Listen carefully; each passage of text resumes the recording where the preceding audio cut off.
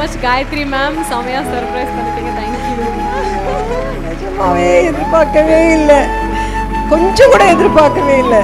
இன்னைக்கு காலையிலேருந்து எல்லாமே சர்ப்ரைஸாகவே இருக்குது. நிறைய சர்ப்ரைஸிங்கான விஷயங்கள்.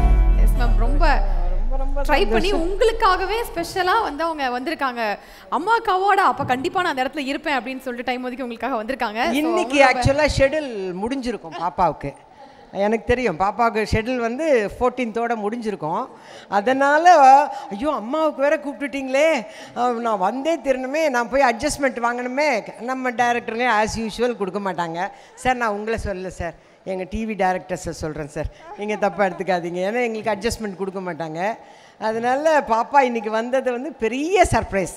காலையிலேருந்து சர்ப்ரைஸாகவே இருக்குது. நான் காலையில் இட்லி கடை டப்பிங் போயிருந்தேன். யூஷுவலாக இப்போல்லாம் டப்பிங்க்கு வந்து எனக்கு தெரியல சார், உங்களை பற்றி தெரியாது, நிறைய டைரக்டர்ஸ் டப்பிங்க்கு வர்றது இல்லைங்க சார். வெறும் கோ டைரக்டர்ஸ் இருப்பாங்க. இன்ஜினியரோடு நான் போராடி டப்பிங் பேசணும். அப்படி தான் நினச்சி நான் உட்காந்து முருகா முருகா முருகான்னு உட்காந்துட்டு இருந்தேன். அம்மா குட் ஆஃப்டர்நூன்மா அப்படின்னார்.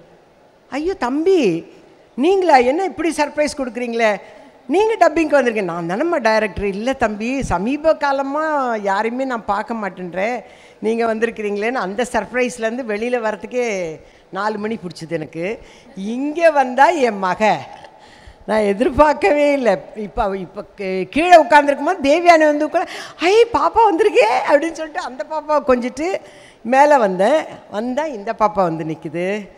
பிஹைண்ட் வுட்ஸ்க்கு ரொம்ப ரொம்ப ரொம்ப ரொம்ப தேங்க்ஸ். எங்கள் பாப்பாவை நான் பார்க்குறது கூட இல்லை, இந்த சாக்கு வச்சாது பார்க்க வச்சிங்க, அதுக்காக நன்றி சொல்லிக்கிறேன். எப்படி பாப்பா வந்துட்டீங்க? ரொம்ப நன்றி மேம், நீங்கள் வந்ததுக்கும் ரொம்ப நன்றி.